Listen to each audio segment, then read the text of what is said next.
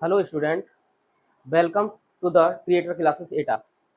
आज हम 2026 में फिजिक्स के फर्स्ट चैप्टर से आए हुए क्वेश्चनों का अध्ययन कर रहे हैं।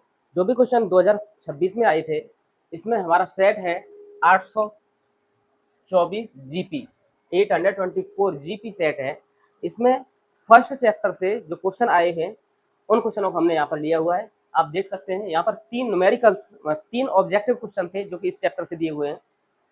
बाकी 3 ऑब्जेक्टिव क्वेश्चन के साथ अगला एक 4 नंबर का क्वेश्चन है जिसमें अवतल दर्पण से प्रतिबिंब की स्थिति को पूछा गया है।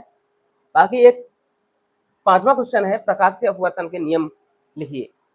ये कुल मिलाकर के 3 ऑब्जेक्टिव तथा 2 क्वेश्चन अन्य पूछे गए हैं और इस सबको मिलाकर के इस फर्स्ट चैप्टर का जो वेटेज रहा है क्वेश्चन पेपर के अंदर, तो 3 नंबर इधर हैं, 3 और 4 7 और 2 9, क्योंकि टोटल जो क्वेश्चन पेपर होता है वही क्वेश्चन पेपर 70 मार्क्स का होता है और 70 मार्क्स में यदि हम डिवाइड करते हैं तो यहाँ से 25 मार्क्स का तो 25 मार्क्स का और प्लस 20 का ये रहता है। ये फिजिक्स का रहता है और ये बायो का रहता है और ये केमिस्ट्री का 20 मार्क्स का वेटेज रहता है। लेकिन केवल फर्स्ट चैप्टर से ही यहाँ पर 25 में से -9 करते हैं तो 16 मार्क्स बचते हैं। बाकी 9 नंबर का केवल एक ही चैप्टर से दिया है जो कि क्वेश्चन आपके सामने है। ये क्वेश्चन पूछे गए थे, आसान क्वेश्चन है। जो भी हमने थ्योरी करी है, इन थ्योरी में सारे के सारे क्वेश्चनों का जवाब आपका छुपा हुआ है। तो चलिए हम इसको देखते हैं क्या क्या पूछा गया है क्वेश्चनों में, इसको सॉल्व भी करते हैं। बाकी जो भी अदर सेट्स के जो भी क्वेश्चन है उन क्वेश्चनों को भी हम एक वीडियो में लेंगे। बाकी इस वीडियो में ये वाले क्वेश्चन प्लस कुछ क्वेश्चन जो न्यूमेरिकल बेस्ड क्वेश्चन है, जिनकी हमने कहा था कि न्यूमेरिकल बेस्ड क्वेश्चन है, उनका भी हम वीडियो लाएंगे। तो इसी वीडियो में इसके बाद हम उस न्यूमेरिकल बेस्ड क्वेश्चन जो कि पीवाई के क्वेश्चन होंगे, जो कि एग्जाम में पूछे गए हैं प्रीवियस ईयर में, तो उन क्वेश्चनों को रखेंगे। तो देखते हैं, सबसे पहला क्वेश्चन ये पूछा गया था 2026 में, सेट है 824 जीपी। तो पहला क्वेश्चन पूछा गया, निम्नलिखित कथनों में सही कथन का चयन कीजिए। इस प्रकार से प्रश्न आया। तो इसमें है अवतल दर्पण से बना प्रतिबिंब सदैव वास्तविक होता है। इसमें अवतल दर्पण की बात की है और जब हमने अवतल दर्पण पढ़ा था तो हम 1 से लेकर के 5 तक के जो प्रतिबिंब की फॉर्मेशन थी उसमें सभी के सभी प्रतिबिंब थे वो वास्तविक थे। लेकिन जो 6वां प्रतिबिंब बन रहा था जो कि दर्पण के पीछे बना था, वो सीधा था तथा आभासी था। इसीलिए ये अवतल दर्पण से बना प्रतिबिंब सदैव वास्तविक होता है। ये क्वेश्चन ये गलत हो जाएगा, ये सही नहीं है। क्योंकि 6वां वाला पॉइंट है, उसमें जब तुम देखोगे तो 6वें वाले में क्या है, दर्पण के पीछे बनता है जो कि वास्तविक प्रतिबिंब नहीं होता, आभासी प्रतिबिंब होता है। क्योंकि ये कंडीशन क्या होती है, जब वस्तु फोकस तथा ध्रुव के बीच में होती है। वस्तु को यदि इधर रखेंगे तो यहाँ से ये वाली परावर्तन के पश्चात जाएगी फोकस से होकर के, तथा जो किरण ध्रुव पर पड़ती है तो वो जिस एंगल पर पड़ेगी उसी एंगल से जाएगी। अब ये हम आगे बढ़ती जाएंगी किरणें तो कहीं पर भी नहीं मिलेंगी और इनको पीछे ले जाने पर एक बिंदु पर मिलती हैं। यहाँ पर ये प्रतिबिंब बनता है, ये आभासी प्रतिबिंब बनता है और सीधा बनता है। इसलिए ये वाली जो बात है कि प्रतिबिंब सदैव वास्तविक होता है, तो ये गलत हो गया। अगला है, उत्तल दर्पण से बना प्रतिबिंब सदैव बिंब से बड़ा होता है। उत्तल दर्पण से बना प्रतिबिंब सदैव बिंब से बड़ा होता है, तो ये भी बात गलत है। क्योंकि अनंत से आने वाली जो ये वस्तु अनंत पर रखी हो और या फिर अनंत के बीच में रखी हो तो उस वस्तु का प्रतिबिंब हमेशा ही नहीं, ये उत्तल दर्पण है, मैं उत्तल दर्पण की बात कर रहा हूँ। तो उत्तल दर्पण से बना प्रतिबिंब सदैव बिंब से बड़ा होता है। उत्तल दर्पण की बात की है, उत्तल दर्पण में बना प्रतिबिंब सदैव बिंब से बड़ा होता है, तो ये बात यहाँ पे गलत है। क्योंकि बिंब से बड़ा नहीं होता, ये प्रतिबिंब उत्तल दर्पण से बनता है, वो छोटा होता है, तो ये भी गलत है। यहाँ पे आगे दिया है, उत्तल दर्पण से बड़ा प्रतिबिंब हमेशा बिंब से छोटा होता है, हमेशा बिंब से छोटा होता है और ये सीधा होता है। यही बात बिल्कुल सही है, यही इसका आंसर है। क्योंकि उत्तल दर्पण से बना प्रतिबिंब हमेशा ही बिंब से छोटा होता है और सीधा होता है, क्योंकि आभासी प्रतिबिंब होता है, इसलिए ये सीधा होता है। जब प्रतिबिंब यहाँ पे बनाते हैं तो यहाँ से आने वाली किरण है, परावर्तन के पश्चात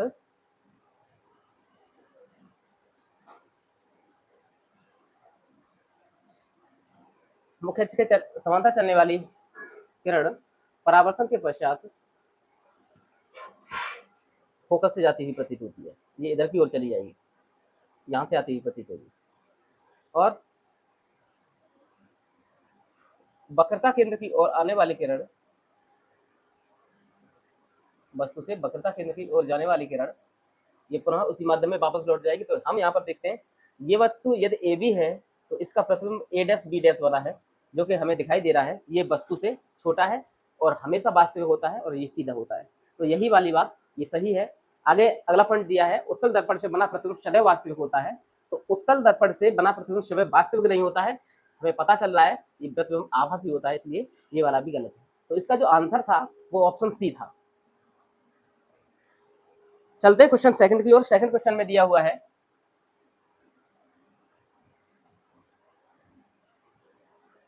सेकंड क्वेश्चन में प्रकाश किरण भिन्न अपवर्तनांक वाले दो पारदर्शी माध्यमों के संपर्क तल पर लंबवत आपतित होती है, अपवर्तन के पश्चात प्रकाश किरण का क्या होगा।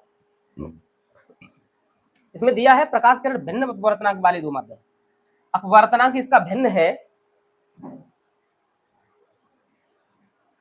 इसमें जो अंतर पूछा गया है ये समझे, हम मान लीजिए वायु से प्रकाश की किरण है वो कांच में प्रवेश कर रही है, क्योंकि वायु का अपवर्तनांक 1.0003 होता है और कांच का अपवर्तनांक 1.52, ये हमने देखा था लगभग इतना है। तो जब भी प्रकाश की किरण यदि एक माध्यम से दूसरे माध्यम में जाती है तो वो क्या होता है, परिवर्तित हो जाती है, यदि उनके अपवर्तनांक रिफ्रैक्टिव इंडेक्स भिन्न हो तो यहाँ पर भिन्न है, ये बात सही है। लेकिन इसने एक बात और आगे कह दी है कि दो पारदर्शी माध्यमों के संपर्क तल पर लंबवत आपतित होती है। यहाँ पर ये वाला पॉइंट दिया गया है कि लंबवत आपतित होती है।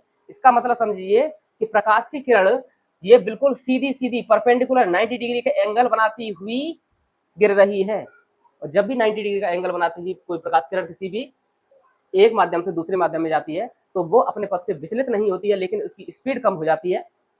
ये दो ऑप्शन देता कि क्या हो जाता है, तो उसके साथ देखिए उसकी चाल तो वेलोसिटी स्पीड तो कम हो जाती है, लेकिन वह अपने पथ से विचलित नहीं होती है। तो ऑप्शन देखते हैं इसका, अविलंब की ओर झुक जाएगी, ये गलत बात है, कहीं भी नहीं झुकेगी। अविलंब से दूर हट जाएगी, ये भी नहीं होगा, विचलित होगी नहीं, बिना किसी विचलन के गमन करेगी, यही आंसर सही है। आगे अपने पूर्व के माध्यम में परावर्तित हो जाएगी, ये कह रहा है कि जिस माध्यम से आएगी टकरा कर उधर ही चली जाएगी, तो ऐसा नहीं है, वो प्रकाश की किरण आगे की ओर चलेगी, लेकिन कैसे चलेगी, बिना किसी विचलन के गमन करेगी, यही आंसर सही है। बाकी अविलंब की ओर न झुकेगी न अविलंब से दूर हटेगी, क्योंकि हमने पढ़ा है अविलंब से दूर हटेगी या फिर अविलंब की ओर झुकेगी, तो वो तो कंडीशन ये होती है जब प्रकाश की किरण किसी भी तल पर लंबवत ना पड़े, तिरछी पड़े। जैसे ये तिरछी आती तो फिर क्योंकि वायु में से इधर कांच की ओर आ रही थी तो ये सीधी न जा करके थोड़ी सी क्या होती, ये अविलंब की ओर झुक जाती, क्योंकि यहाँ पर ये विरल माध्यम है और विरल माध्यम, और इधर क्या है, ये सघन माध्यम है। और सघन माध्यम में जब भी विरल माध्यम से कोई प्रकाश की किरण विरल माध्यम में आती है, तिरछी आती है, तो फिर वह अविलंब की ओर झुक जाती है। जहाँ पर आई और ये आर है, तो I is greater than R, R का मान आई से कम होगा या आई का मान बड़ा। तो क्योंकि इसमें जो पूछा गया था वो लंबवत डाली थी, तो लंबवत आने वाली प्रकाश की किरण में कोई भी परिवर्तन नहीं होता है, वो सीधी सीधी निकल जाती है। इसकी बात हम कर चुके हैं। आगे क्वेश्चन है, क्वेश्चन नंबर 3 पूछा गया है, अवतल लेंस की फोकस दूरी 15 सेंटीमीटर है। अवतल लेंस की फोकस दूरी कितना दिया है, ये 15 सेंटीमीटर दिया है, 15 सेंटीमीटर फोकस दूरी है, 15 सेंटीमीटर है यहाँ से यहाँ तक। अब फिर आगे क्या है, लेंस के सम्मुख एक वस्तु लेंस से 30 सेंटीमीटर रखी हुई है। कहाँ पर रखी हुई है, यहाँ पर रखी हुई है, बस 30 सेंटीमीटर ये वस्तु की दूरी है, 30 सेंटीमीटर पर रखी हुई है। प्रतिबिंब और वस्तु के आकार का अनुपात क्या होगा, ये हमें निकालना है। तो क्योंकि अवतल लेंस है तो F इक्वल टू इसमें क्या है, -15 सेंटीमीटर है। क्योंकि हमें चिन्ह परिपाटी से पता चलता है कि जो भी लेफ्ट की ओर होगी ध्रुव से बाईं ओर जो भी चाहे वस्तु हो चाहे प्रतिबिंब हो, उसको माइनस सूत्र के साथ में लेते हैं, माइनस साइन के साथ में लेते हैं। फोकस दूरी 15 सेंटीमीटर है, वस्तु की दूरी यू बराबर भी कितना है, तो ये 30 सेंटीमीटर, ये भी माइनस का 30 सेंटीमीटर दिया है। आगे है लेंस के सम्मुख एक वस्तु लेंस से प्रतिबिंब। अब इसमें प्रतिबिंब और वस्तु के आकार का अनुपात क्या होगा, इसमें आकार पूछा है।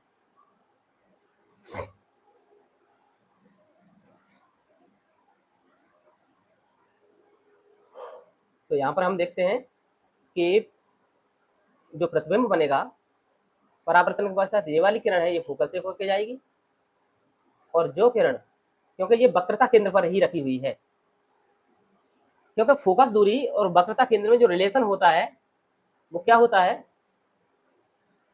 फोकस दूरी वक्रता केंद्र की आधी होती है या फिर वक्रता केंद्र फोकस दूरी का दोगुना होता है। और ये वाली बात यहाँ पर हमें क्लियर हो रही है, ये हमें बिल्कुल पता चल रहा है कि फोकस दूरी पर रखी हुई वस्तु है, यहाँ से यहाँ तक की दूरी 15 सेंटीमीटर है, उसका डबल सीधा सा दिखाई देता है।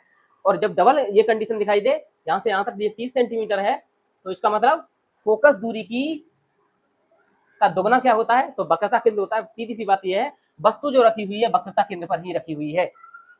अब जब भी वस्तु वक्रता केंद्र पर रखी जाती है तो हमें मालूम है कि जो प्रतिबिंब बनता है वो वक्रता केंद्र पर ही बनता है, और वक्रता केंद्र पर ही बनेगा।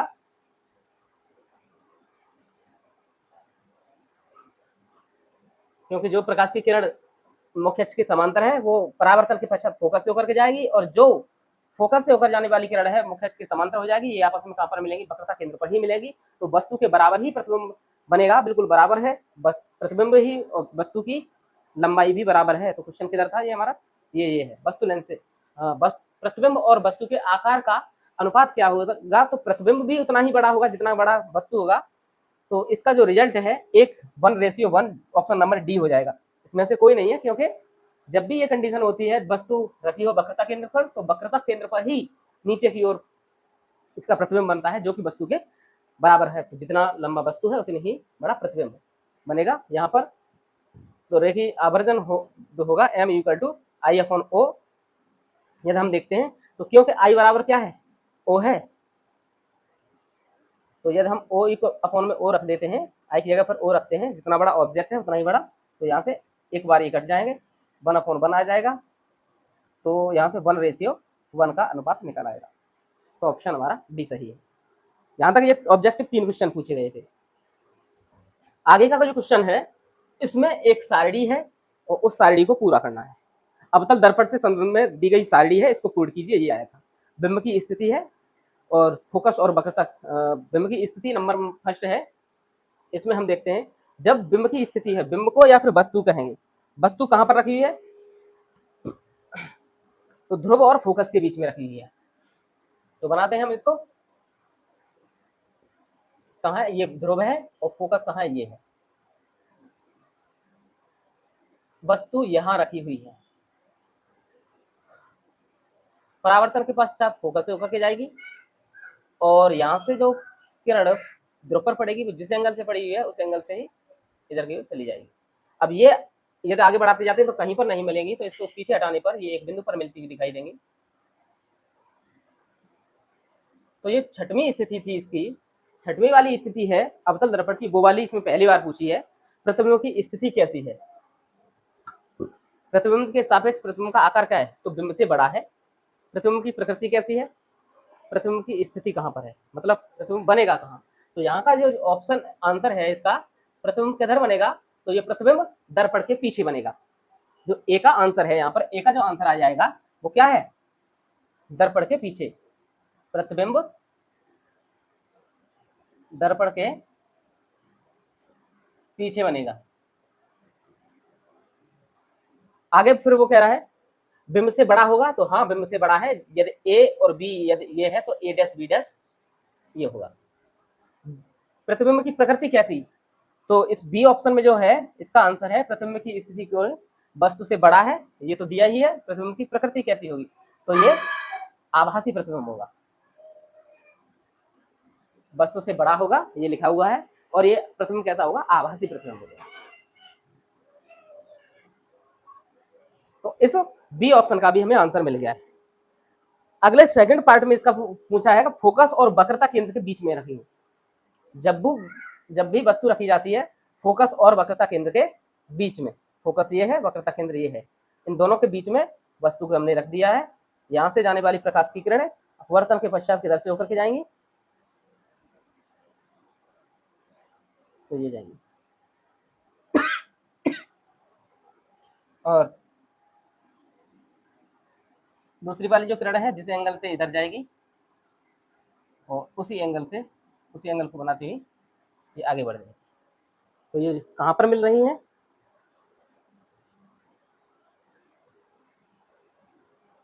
तो प्रतिबिंब कहाँ पर बनेगा, क्योंकि फोकस पर रखी हुई जो वस्तु होती है उसका प्रतिबिंब अनंत पर बनता है, और ये वक्रता केंद्र और फोकस पर रखी हुई वस्तु का जो प्रतिबिंब है वो अनंत तथा वक्रता केंद्र के बीच में बनेगा, या दर्पण के बीच में बनेगा, ऐसा भी कह सकते हैं। तो ये हो गया, ए बी था यहाँ पे, तो यहाँ पर ये ए डैश और ये बी डैश। तो प्रतिबिंब की स्थिति कैसी है, तो प्रतिबिंब कैसा होगा, इसका जो सी का आंसर है वो होगा प्रतिबिंब दर्पण के सामने, प्रतिबिंब दर्पण के सामने, दर्पण के सामने अनंत तथा वक्रता केंद्र के बीच बनेगा।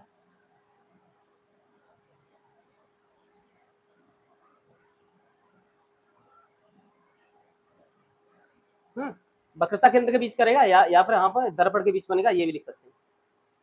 ठीक है, तो अनंत तथा दर्पण के बीच में बनेगा। अब डी पॉइंट में है, बिंब से कैसा होगा, छोटा होगा या बड़ा होगा, तो इसका जो डी का जवाब है प्रतिबिंब बिंब से बड़ा होगा, बिंब से बड़ा होगा। और बाकी अगली पॉइंट क्योंकि ये दिया हुआ है ये वास्तविक होगा, क्योंकि वास्तव में मिल रही है तो वास्तविक प्रतिबिंब होगा, और उल्टा होगा तो यहाँ पर हमें दिखाई दे रहा है ये उल्टा प्रतिबिंब है। तो इस प्रकार से ये 4 नंबर गेन करने में कोई भी प्रॉब्लम नहीं होनी चाहिए थी, स्टूडेंटों ने आसानी से ये 4 नंबर ले लिए होंगे। बाकी मैंने पूरा डाटा जब दिया ही है इस वीडियो के अंदर, तो वहां से इस टाइप के जो भी क्वेश्चन आएंगे उनका एक भी क्वेश्चन का जवाब आप न दे पाओ, ऐसा नहीं हो सकता। इसलिए आप इन वीडियोज को यदि नहीं देखी है आपने तो फिर इन पूरी वीडियो सिक्वेंस में नंबर के हिसाब से देखिए, तथा पूरा समझने के पश्चात कोई भी सेट लगाओगे आपका क्वेश्चन कोई भी नहीं छूटेगा। तो चलिए आगे क्वेश्चन नंबर 5 दिया हुआ है, और क्वेश्चन नंबर 5 में पूछा है प्रकाश के अपवर्तन के नियमों को लिखिए।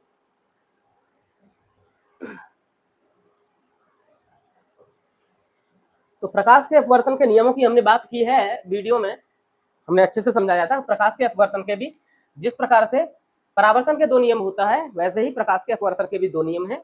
इसमें पहला नियम था आपतित किरण, आपतित किरण,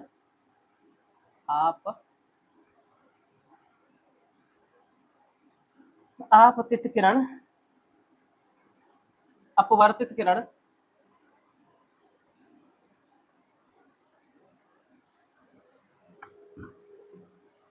तथा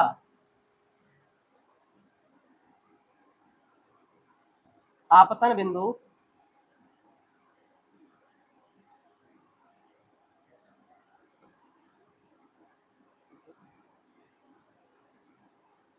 से होकर जाने वाला विलंब, या आपतन बिंदु पर अविलंब, या आपतन बिंदु से होकर जाने वाला अविलंब, तीनों एक ही समतल में होते हैं, तीनों एक ही समतल में होते हैं। और दूसरा जो नियम है इसका अपवर्तन का दूसरा नियम वो क्या है, sine I upon sine R is equal to N. ये एन क्या है, ये नियतांक है, या फिर इसको लिख सकते हैं आपतित किरण की ज्या, आपतित किरण की ज्या, किरण की ज्या या साइन, तथा अपवर्तित किरण की ज्या, की ज्या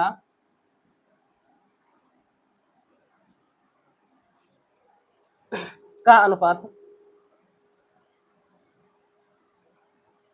एक नियतांक होता है, एक नियतांक होता है जिसे रिफ्रैक्टिव इंडेक्स या फिर अपवर्तनांक कहते हैं, जिसे अपवर्तनांक कहते हैं। अब ये जो दूसरा नियम है इसे स्नेल का नियम भी कहते हैं।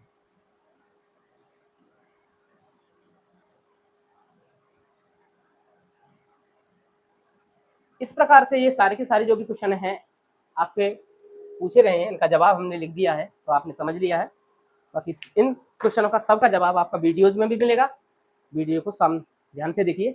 बाकी अब जो फॉर्मूले पर बेस्ड क्वेश्चन है, पीवाई की क्वेश्चन है, पुराने सालों में बोर्ड में जो पूछे गए क्वेश्चन हो, उन क्वेश्चनों को भी हम यहाँ पर ले रहे हैं, इसे भी आप ध्यान से समझें।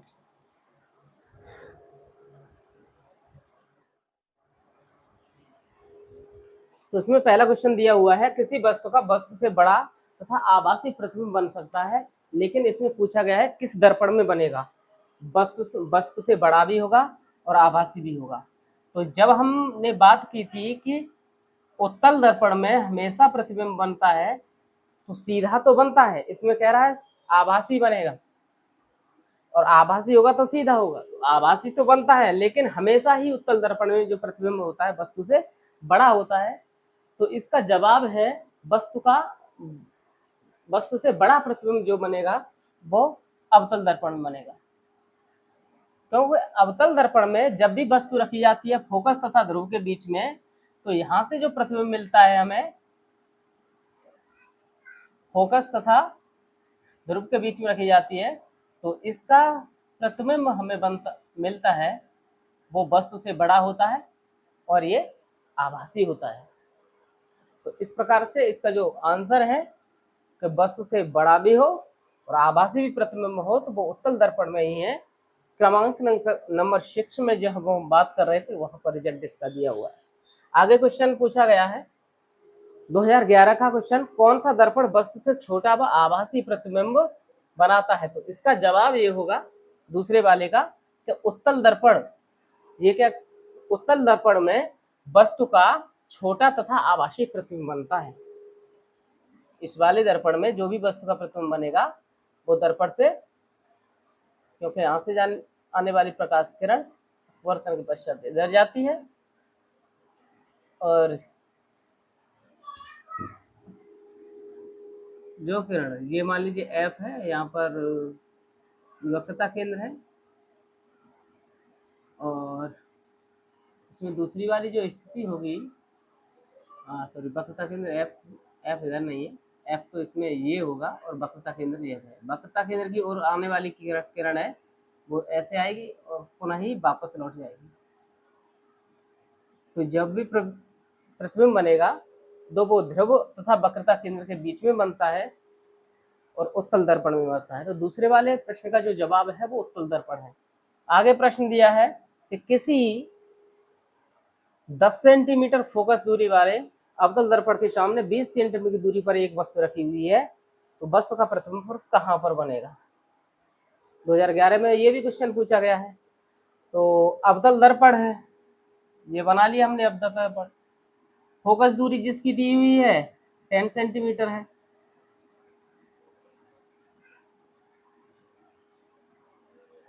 दर्पण के सामने 20 सेंटीमीटर की दूरी पर 10 का डबल कितना होता है, तो 20 होता है। इसका मतलब ये वस्तु जो रखी हुई है वो वक्रता केंद्र पर ही रखी हुई है।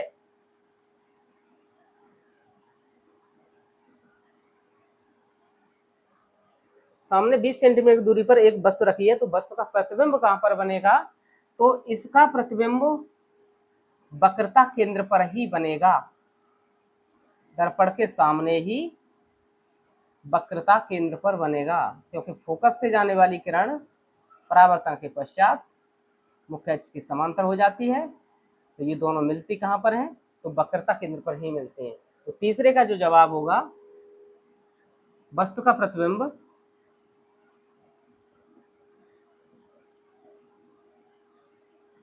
वक्रता केंद्र पर बनेगा, केंद्र पर दर्पण के सामने और भी चीजें लिख दें, वास्तविक तथा उल्टा बनेगा। अगला क्वेश्चन है क्वेश्चन नंबर 4। इसमें पूछा जा रहा है कि अवतल दर्पण की फोकस दूरी -10 सेंटीमीटर है। अवतल दर्पण है जिसकी फोकस दूरी दी है, अवतल दर्पण की फोकस दूरी हमेशा ही लेफ्ट हैंड की ओर होती है, तो f इक्वल टू कितना दिया है, -10 सेंटीमीटर दिया हुआ है।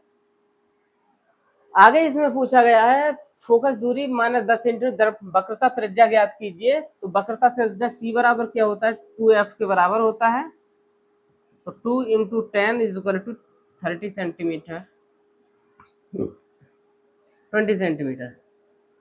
तो अवतल दर्पण की जो वक्रता त्रिज्या होगी वो 20 सेंटीमीटर होती है। और कभी भी वक्रता त्रिज्या को प्लस या माइनस साइन के साथ नहीं लेते, क्योंकि वक्रता त्रिज्या एक गोले की त्रिज्या होती है। तो चाहे यहाँ से यहाँ तक की दूरी है, चाहे यहाँ से यहाँ तक की दूरी है, चाहे यहाँ तक की दूरी है, किधर से भी दूरी ले लीजिएगा, ये दूरी सब जगह पर ही कितनी है, 20 सेंटीमीटर होगी। और 20 सेंटीमीटर होगी तो इसको प्लस या माइनस का साइन का यूज नहीं करेंगे, क्योंकि ये तो ऊपर की ओर जाते हैं तो प्लस हो जाता है, नीचे की ओर माइनस हो जाता है, लेफ्ट में जाते हैं तो फिर माइनस होता ही होता है। तो इसलिए हम क्या करेंगे, यहाँ पर प्लस और माइनस का साइन नहीं लेंगे। वक्रता त्रिज्या जो होगी वो 20 सेंटीमीटर होगी। क्वेश्चन नंबर 4 का जवाब है। क्वेश्चन नंबर 5 पर चलते हैं कि फोकस दूरी f तथा वक्रता त्रिज्या r के बीच में संबंध क्या है। तो हम जानते हैं कि f इक्वल टू होता है r/2। ऐसे रिलेशन पूछ सकता है, या फिर ये 2 का मल्टीप्लाई इसमें हो जाए तो r इक्वल टू 2f हो जाएगा। इसका जवाब ये भी सही है। और क्या, और कोई इसमें रिलेशन बन सकता है क्या, 2f इक्वल टू r, या 2f equal to r, 2f equal to r दे दे, या फिर r/2 इक्वल टू f दे दे। इधर का इधर कर सकता है, केवल ये घुमा फिरा करके पूछ सकता है। इसका जवाब ये सारे के सारे इसी के जवाब हैं। तो कैसे भी पूछ सकता है, तो ये रिलेशन बता दीजिएगा। आगे क्वेश्चन है क्वेश्चन नंबर 6 में, एक अवतल दर्पण की वक्रता त्रिज्या 15 सेंटीमीटर है। वक्रता त्रिज्या दी है अवतल दर्पण की, तो c is equal to r है ना, कितना है 6 क्वेश्चन में।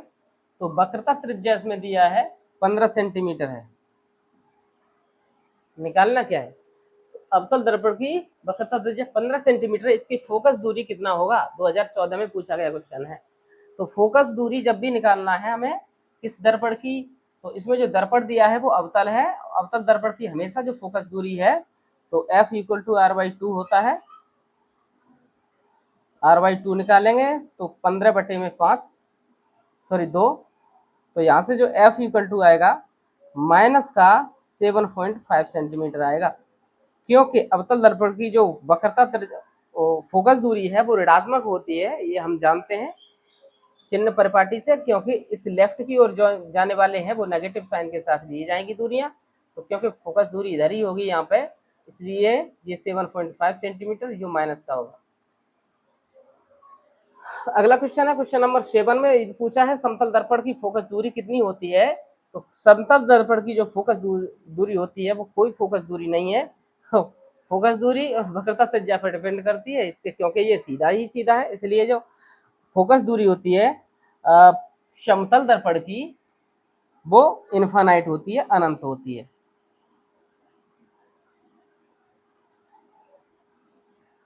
तो जवाब 7 वाले क्वेश्चन का क्या देंगे, अनंत होती है। जब भी पूछता है समतल दर्पण की फोकस दूरी होती है तो इसका जवाब क्या है, अनंत होती है, इनफाइनाइट होती है। आगे क्वेश्चन है क्वेश्चन नंबर 8।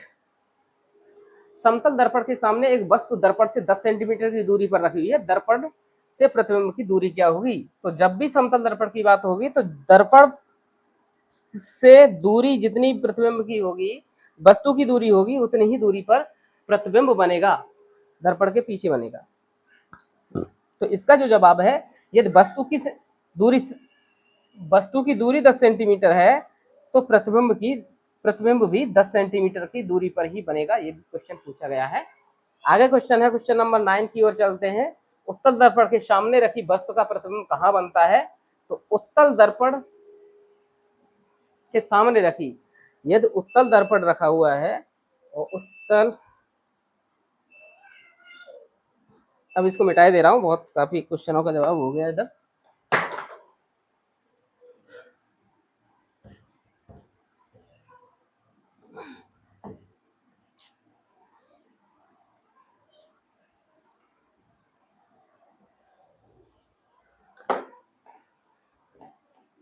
तो क्वेश्चन नंबर 9 है, उत्तल दर्पण की बात हो रही है। उत्तल दर्पण के सामने वस्तु रखी हुई है।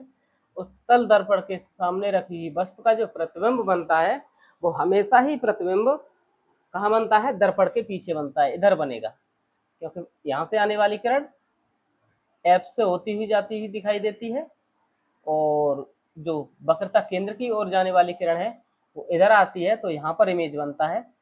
प्रतिबिंब कहाँ पर बनेगा? तो दर्पण के पीछे, दर्पण के पीछे बनता है, दर्पण के पीछे बनता है, सीधा होता है और वस्तु से छोटा होता है हमेशा। ये सारे प्रश्न पूछे गए हैं। आगे क्वेश्चन नंबर 10 है, एक अवतल दर्पण की वक्रता त्रिज्या 60 सेंटीमीटर है। एक अवतल दर्पण की, 10वां क्वेश्चन है, अवतल दर्पण की वक्रता त्रिज्या r बराबर दिया है 60 सेंटीमीटर है। कोई वस्तु को दर्पण के सामने 45 सेंटीमीटर की दूरी पर रखते हैं। वस्तु रखी है u बराबर -45 सेंटीमीटर रखते हैं। दर्पण से प्रतिबिंब की दूरी ज्ञात कीजिए। प्रतिबिंब की दूरी v बराबर क्या होगा ये निकालना है, क्योंकि यहाँ पर जो दिया हुआ है क्वेश्चन नंबर 10 में वो दर्पण दिया है, उत्तल दर्पण, सॉरी अवतल दर्पण दिया है। तो यहाँ से हम फोकस दूरी निकालते हैं। अवतल दर्पण की फोकस दूरी इधर ही होगी, नेगेटिव होगी, तो F इक्वल टू क्या होगा? R/2। तो यहाँ से 60 अपॉन में 2 होगा, तो माइनस का 30 सेंटीमीटर इसका रिजल्ट आएगा फोकस दूरी का। हमें पूछा v है तो v निकालते हैं। 1/f इक्वल टू दर्पण की बात हो रही है, तो 1/u प्लस 1/v या 1/v प्लस 1/u होता है। 1/, यहाँ पर आएगा -45 सेंटीमीटर और प्लस का आएगा 1/- का 30 सेंटीमीटर। इसका लासा लेते हैं 45 और 30 का, तो 45 दूनी 90 होता है और 30 तिया 90 होता है। 90 ही एलसीएम आएगा।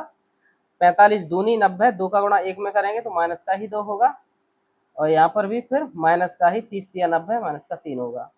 यहाँ से माइनस का 5 हो जाएगा, अपॉन में 90 हो जाएगा। 9 18 पंजे 5 एकम 5 होता है, 18 पंजे 90 होता है, इसलिए जो इसका रिजल्ट आएगा 1/f इक्वल टू 1/ माइनस का 18 आएगा। तो f इक्वल टू यहाँ पर रिजल्ट आएगा, अरे गलत कर दिया हमने, क्योंकि हमें ये तो निकालना था,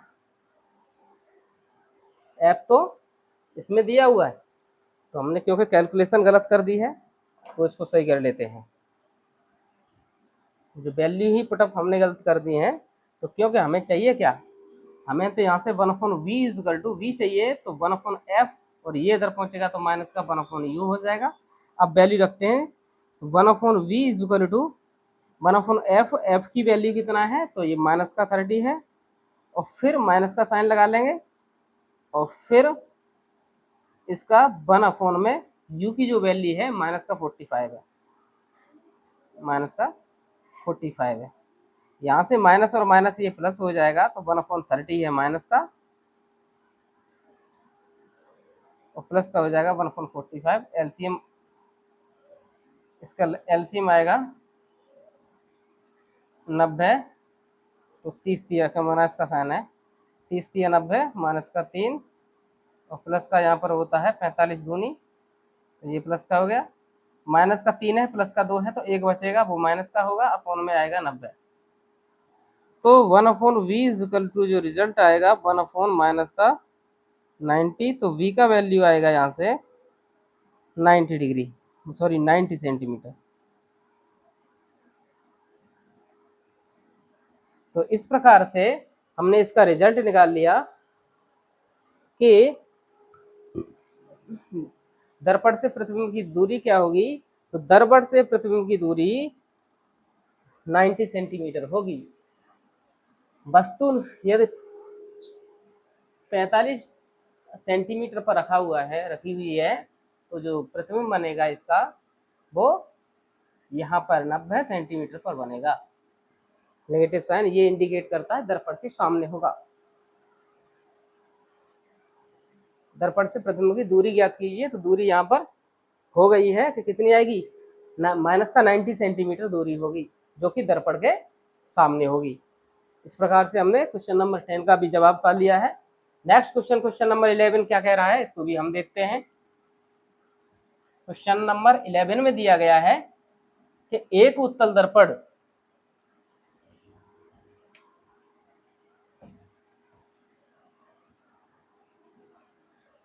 दर्पण जिसकी फोकस दूरी 10 सेंटीमीटर है। दर्पण तो उत्तल है, और जब भी उत्तल दर्पण की बात होगी तो फोकस दूरी कितनी होगी, प्लस की होगी। तो F इक्वल टू, क्योंकि इधर होती है ये फोकस दूरी, इधर ही तो होती है, तो कितनी है F इक्वल टू। तो 11वें क्वेश्चन में दिया है कि फोकस दूरी इसकी 10 सेंटीमीटर है, प्लस का 10 सेंटीमीटर हो गया। आगे फिर कह रहा है कि फोकस तो दूरी तो ये हो गई, से 5 सेंटीमीटर की दूरी पर 2 सेंटीमीटर ऊंची वस्तु रखी हुई है। 5 सेंटीमीटर दूरी पर रखी हुई है।